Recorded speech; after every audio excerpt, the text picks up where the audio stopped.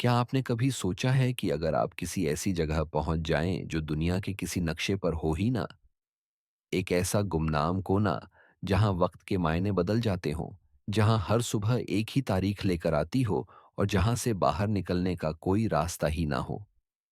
ये कहानी है कुछ ऐसे ही बदकिस्मत मुसाफिरों की जो निकले तो थे एक रोमांचक सफर पर, लेकिन फंस गए एक ऐसे रहस्यमयी गांव में जहां हर दिन हमेशा के लिए एक जैसा था। और इस कभी ना खत्म होने वाले चक्कर के पीछे छिपा था एक पुराना भयानक सच। तो कहानी शुरू होती है चार दोस्तों से। रोहन, एक जोशीला ट्रैवल ब्लॉगर। मीरा, एक इतिहासकार जिसे हमेशा पुरानी कहानियों की तलाश रहती थी। साहिल, एक वाइल्ड लाइफ फोटोग्राफर। और प्रिया, जो बस अपनी रोजमर्रा की जिंदगी से एक छोटा सा ब्रेक चाहती थी। वे मानसून में पश्चिमी घाट के उन इलाकों की ओर निकले थे जहां लोग कम ही जाते हैं, एक ऐसे झरने की तलाश में जिसके बारे में सिर्फ किस्से कहानियों में ही सुना था। घना जंगल, अनजान रास्ते और लगातार होती बारिश ने उन्हें उनके तय रास्ते से भटका दिया। गूगल मैप्स ने भी जवाब दे दिया था और कंपास की सुई भी अजीब तरह से घूम रही थी। थक कर चूर हो चुके थे और रात गिरने से पहले कहीं सिर छिपाना चाहते थे। तभी उन्हें दूर एक छोटी सी बस्ती की टिमटिमाती रोशनी दिखाई दी।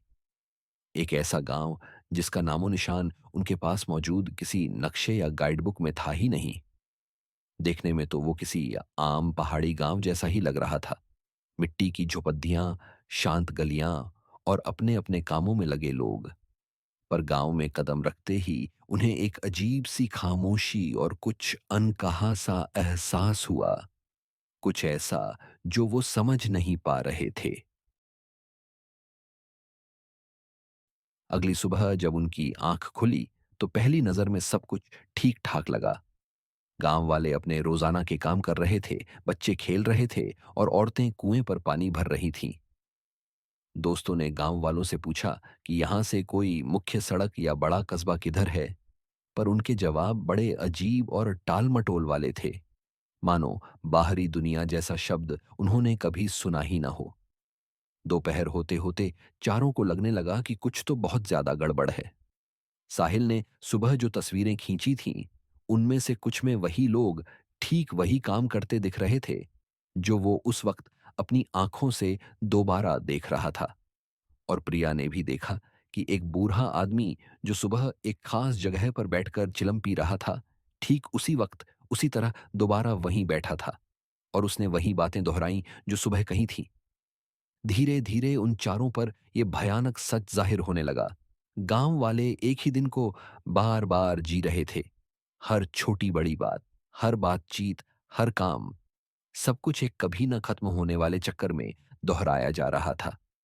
जब उन्होंने इस बारे में गांव वालों से बात करनी चाही, तो उनकी आंखों में या तो अजीब सी वीरानी दिखी या फिर ऐसी उदासीनता मानो ये उनके लिए रोज की बात हो। रोहन ने सोचा अपने ब्लॉग के लिए कुछ शूट कर ले, पर उसके कैमरे की बैटरी न जाने कैसे खत्म हो गई और फोन में तो सिग्नल का नामो निशान नहीं था। वहां से भागने की उनकी शुरुआती कोशिशें बुरी तरह नाकाम रहीं। जिस पगडंडी से वो गांव में आए थे वो अब गायब हो चुकी थी। उसकी जगह अब घना, दुर्भेदी जंगल था। कोई दूसरा रास्ता ढूंढने की हर कोशिश उन्हें घुमा फिराकर वापस गांव के उसी चौराहे पर ले आती। नक्शे तो किसी काम के नहीं रहे थे। ये गांव जैसे दुनिया के कायदे कानूनों से बिल्कुल परे था। हर रात वो इसी उम्मीद में सोते कि अगली सुबह ये बुरा सपना खत्म हो जाएगा, लेकिन हर सुबह वही तारीख, वही बातें और वही मायूसी उनका इंतजार कर रही होती। उनकी बढ़ती घबराहट और लाचारी से गांव वालों को कोई फर्क नहीं पड़ता था। वो तो जैसे अपने कभी न बदलने वाले आज में ही खोए हुए थे। ये दिमागी तकलीफ अब बर्दाश्त से बाहर होती जा रही थी। समय के इस जाल में वो बिल्कुल अकेले थे और उनकी चीखें सुनने वाला भी कोई नहीं था। अब दिन तो क्या, वही एक दिन बार बार गुजरता जा रहा था। आखिरकार दोस्तों ने हिम्मत जुटाई और फैसला किया कि हाथ पर हाथ धरे बैठने के बजाय इस रहस्य की तह तक पहुंचा जाए। उन्हें यह जानना ही था कि आखिर ये गांव इस अजीब टाइम लूप में फंसा कैसे। मीरा, जो इतिहास जानती थी, पुराने निशान या कोई पुरानी चीज ढूंढने में लग गई और साहिल गांव और आसपास के जंगल का कोना कोना छानने लगा, किसी भी अजीब चीज की तलाश में। गांव के कुछ बच्चे जो शायद इस चक्कर से पूरी तरह अनजान थे या जिनमें थोड़ी जिज्ञासा बची थी, वो इन दोस्तों के लिए जानकारी का एक जरिया बने। उनके टूटे फूटे जुमलों, डरावनी कहानियों और इशारों से दोस्तों को गांव के बाहर बने एक पुराने वीरान मंदिर के बारे में पता चला। गांव का कोई भी बड़ा बूढ़ा उस मंदिर के पास भटकने से भी डरता था। उनके चेहरों पर एक अजीब सा खौफ साफ दिखता था। एक दोपहर जब गांव के बाकी लोग अपने रोज के कामों में लगे थे, चारों दोस्त हिम्मत करके उस खंडहर मंदिर की तरफ चल पड़े। मंदिर सचमुच बहुत पुराना और डरावना लग रहा था।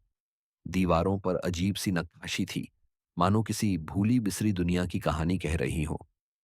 अंदर धूल और मकड़ी के जालों के बीच मीरा को कुछ पुरानी लिखावटें मिली जो किसी अनजान जबान में थीं। काफी कोशिश के बाद और अपनी थोड़ी बहुत जानकारी के सहारे मीरा ने कुछ हिस्सों का मतलब समझना शुरू किया। उन लिखावटों में एक पुरानी ताकत या किसी शक्तिशाली आत्मा का जिक्र था जो जंगल की गहराइयों में रहती थी। सदियों पहले गांव के बुजुर्गों ने किसी बड़ी मुसीबत, शायद अकाल या कोई बीमारी, से बचने के लिए उस ताकत के साथ एक सौदा किया था। सौदे के मुताबिक गांव को हमेशा के लिए हिफाजत और खुशहाली मिलेगी, पर बदले में उन्हें कुछ कीमत चुकानी होगी। लिखावटों में यह साफ नहीं था कि वो कीमत क्या थी, पर दोस्तों को यह समझने में देर नहीं लगी कि ये कभी न खत्म होने वाला वक्त का चक्कर ही वो भयानक सौदा था। गांव वालों ने अनजाने में ही अपनी रूहों को वक्त की एक ऐसी जेल में हमेशा के लिए कैद कर लिया था। जैसे जैसे वो इस राज की ओर करीब पहुंच रहे थे, उन्हें लगने लगा कि वो अकेले नहीं हैं। जंगल में अजीब सी आवाजें आती, परछाइयां तेजी से गुजर जाती और कभी-कभी लगता जैसे कोई उन्हें घूर रहा हो। एक रात जब वो मंदिर के और राज जानने की कोशिश कर रहे थे, तो मंदिर के अंदर से एक डरावनी गुर्राहट सुनाई दी। ऐसा लगा जैसे वो पुरानी ताकत उनकी इस खोजबीन से नाराज हो गई हो। गांव के कुछ बुजुर्ग जो पहले बेपरवाह से थे, अब उन्हें शक और डर से देखने लगे, जैसे वो नहीं चाहते थे कि ये लोग इस बने बनाए निजाम को छेड़ें। अब खतरा सिर्फ टाइम लूप में फंसे रहने का नहीं था, बल्कि उस अनदेखी ताकत का भी था जिसने इस गांव को जकड़ रखा था। उनका हर अगला कदम या तो उन्हें आजादी के करीब ले जा सकता था या फिर हमेशा के लिए इसी भयानक चक्कर में फंसा सकता था। उन लिखावटों और मंदिर में मिले दूसरे इशारों को जोड़कर मीरा आखिरकार उस भयानक सौदे की पूरी कहानी समझ गई। कहानी कुछ ऐसी थी। सदियों पहले जब ये गांव तबाही की कगार पर था, तब गांव के मुखिया ने उस पुरानी ताकत से प्रार्थना की। ताकत ने गांव को बचाने का वादा तो किया, पर एक शर्त रखी। गांव का हर आदमी अपनी सबसे कीमती चीज, यानी अपना आने वाला कल, उस ताकत को सौंप देगा। उन्हें जिंदगी तो कभी खत्म न होने वाली मिलेगी, पर वो जिंदगी एक ही दिन के दायरे में कैद होकर रह जाएगी। हर सुबह सूरज उगने के साथ उनकी यादें और उनका होना रीसेट हो जाएगा, सिवाय उस दर्द और अधूरेपन के एहसास के जो उनकी रूहों में गहरे तक बस गया था।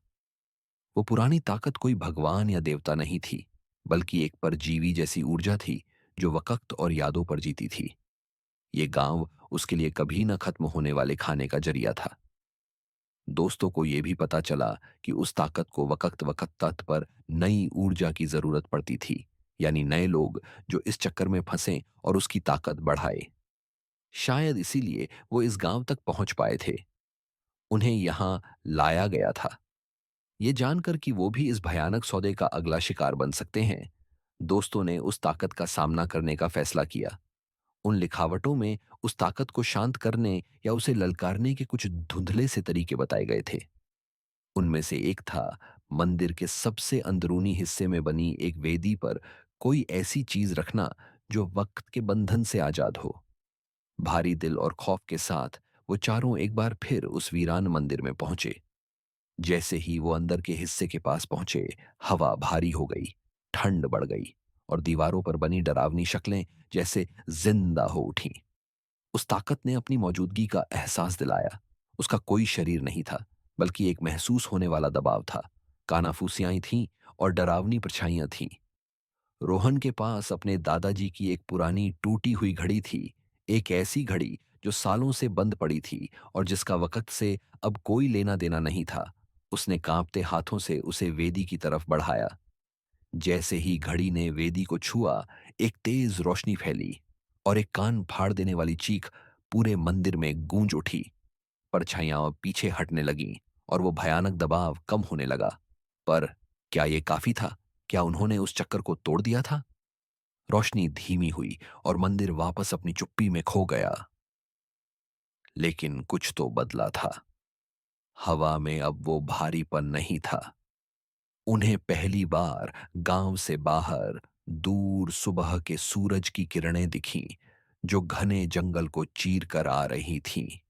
ये कहानी हमें सोचने पर मजबूर करती है कि वक्त की असली कीमत क्या है ना? क्या हमेशा की जिंदगी, अगर वो एक ही दिन में कैद हो, तो वो वरदान है या श्राप? आपकी इस बारे में क्या राय है? हमें नीचे कमेंट्स में जरूर बताइएगा।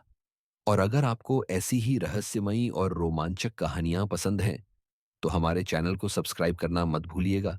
और हाँ, वो घंटी वाला बटन भी दबा देना, ताकि आप हमारी अगली कहानी बिल्कुल मिस ना करें। कांपते हुए लेकिन दिल में एक उम्मीद लिए, रोहन, मीरा, साहिल और प्रिया मंदिर से बाहर निकले।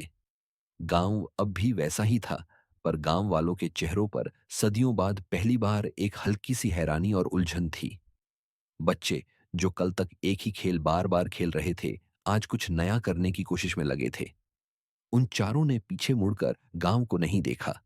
वो उस रास्ते पर आगे बढ़ते गए जो अब उन्हें साफ दिखाई दे रहा था। कई घंटों के थका देने वाले सफर के बाद आखिरकार उन्हें एक जानी पहचानी सड़क मिल ही गई। वो कभी ठीक से जान नहीं पाए कि उस गांव का आखिर हुआ क्या। क्या गांव वाले वक्त के उस जाल से पूरी तरह आजाद हो गए, या वो पुरानी ताकत अब भी जंगल की गहराइयों में किसी नए शिकार का इंतजार कर रही थी? कुछ राज शायद राज ही रहने के लिए होते हैं, है ना? लेकिन एक बात तो पक्की थी, उन चारों दोस्तों के लिए वक्त अब पहले जैसा कभी नहीं रहा। हर नया दिन उनके लिए एक तोहफा था, एक नया मौका, जिसे वो अब कभी हल्के में नहीं लेने वाले थे। और कभी कभी जब रात की खामोशी में घड़ी की टिक टिक सुनाई देती, तो उन्हें वो नक्शे से गायब गांव याद आ जाता, जहां मुसाफिर फंस गए थे हमेशा के लिए। ये हमें सोचने पर मजबूर करता है कि क्या ऐसी और भी अनदेखी अनसुनी जगहें हमारी दुनिया में हैं, जो अपने अंदर ऐसे ही गहरे और डरावने राज्य छिपाए बैठी हैं। शायद कुछ दरवाजे बंद ही रहें तो बेहतर है।